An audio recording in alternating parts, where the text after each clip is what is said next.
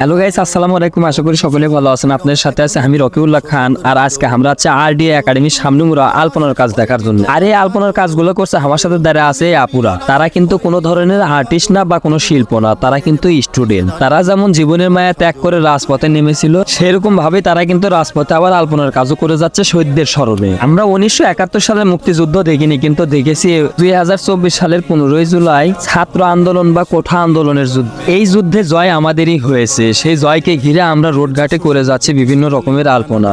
আমাদের দেশে যদি যুদ্ধ না হতো তাহলে হয়তো এরকম আলপনা আমরা কখনোই দেখতে পেতাম না। যুদ্ধের পর শহীদদের স্মরণে যে আলপনাগুলো করা হয়েছে, এই আলপনাগুলো কিন্তু আমাদের বাংলাদেশের পরিবেশটাই একেবারে পাল্টে দিয়েছে। আর এই পরিবেশ বাঁচানোর পিছনে যাদের হাত রয়েছে তারাই হলো আমাদের ছাত্র সমাজ। 1971 সালে আমরা যে বাক স্বাধীনতা পেয়েছিলাম বা যে গণতন্ত্র পেয়েছিলাম, সেই গণতন্ত্র কিন্তু আমরা 2007 সাল থেকে আমরা একেবারে হেরে ফেলেছি।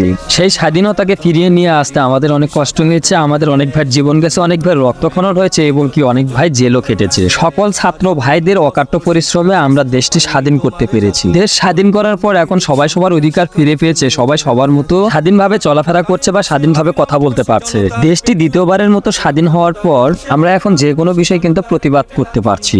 কৃষ্ণচূড়া ফোটেনি ডালে ডালে, তবুও আজ নাকি বসন্ত 36শে জুলাই চলে। আর এই 36শে জুলাই আমরা 5 আগস্টকে ইঙ্গিত করেছি। জুলাই মাস ছিল 31 তারিখ পর্যন্ত, 31 থেকে 5 যোগ করলে হয় 36। সেরকম ভাবে আমরা জুলাই মাসকে ইঙ্গিত করেছি যে স্বাধীনতার মাসটি ছিল জুলাই মাস। আর দ্বিতীয় স্বাধীনতা অর্জন করেছি 36 জুলাই। ছাত্ররা অকাট্য পরিশ্রম করে ঘেমে যাচ্ছিল, এক আঙ্কেল এসে দেখে টিস্যু বিতরণ করা শুরু করে দিল। আঙ্কেলের মন মানসিকতাটা অনেক ভালো ছিল যে ছেলে পেলে ঘেমে গেছে, তাদের যদি আমি টিস্যু দিয়ে সহযোগিতা করতে পারি তাহলে হয়তো অনেক ভালো হয়। আর অন্যদিকে ছাত্ররা তারা খাবার দাবারের ব্যবস্থা করে নিয়ে সে খাবার দাবার গুলো সবার মাঝে বিতরণ করছে। যেহেতু আমরা সকাল থেকে পেন্টিং শুরু করেছি, সন্ধ্যা পর্যন্ত পেন্টিং চলবে, সেই ক্ষেত্রে আমাদের ছাত্র ভাইয়েরা কিন্তু হালকা নাস্তার ব্যবস্থাও করে রেখেছে।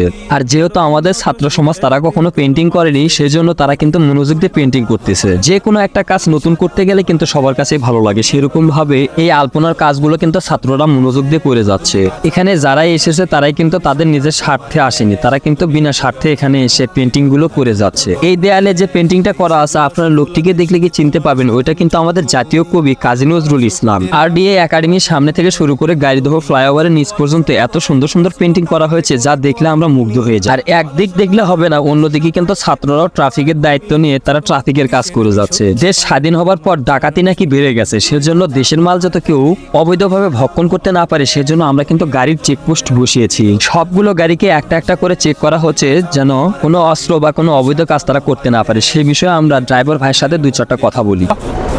আচ্ছা ভাইয়া, এই যে আপনাকে যে চেক করলাম, আপনি কি মন খারাপ করলেন? না ভাইয়া, আসলে দেশে সন্ত্রাসী, চাঁদাবাজি বা ডাকাতি এসব বেড়ে গেছে, যার জন্য করে কার গাড়িতে কি আছে, কি নিয়ে যাচ্ছে না যাচ্ছে, এই বিষয়ে জানার জন্য আমরা গাড়িগুলো চেক করতেছি ছাত্র সমাজ। ঠিক আছে। মন খারাপ করলেন কি? না ভাইয়া, এটা হচ্ছে আমাদের দেশের পক্ষে ভালো। জি ভাইয়া, ধন্যবাদ। আচ্ছা ভাই, এই যে আপনাদের গাড়ি চালাচ্ছেন না, তো একটু গতি কম করে চালাবেন। আগে যদি চালাইছেন 100 গতিতে, তাহলে এখন 50 করেন। তার কারণ এই রোডঘাটে যে আলপনার কাজ চলতেছে, আমাদের ছাত্র সমাজ এই আলপনার কাজগুলো করে যাচ্ছে। আপনারা যদি গতিতে চালান তাহলে হয়তো দেখা যাচ্ছে একটা দুর্ঘটনা ঘটে গেল। তো ভাইয়া যাই হোক, একটু মানে কথা বলে মেনে চলার চেষ্টা করবেন, ঠিক আছে? ঠিক আছে। আচ্ছা ভাই, ধন্যবাদ আপনাকে। সো গাইস, ভিডিওটি ভালো লাগলে অবশ্যই আমার পেজটি ফলো দিয়ে সাথে থাকবেন। ধন্যবাদ।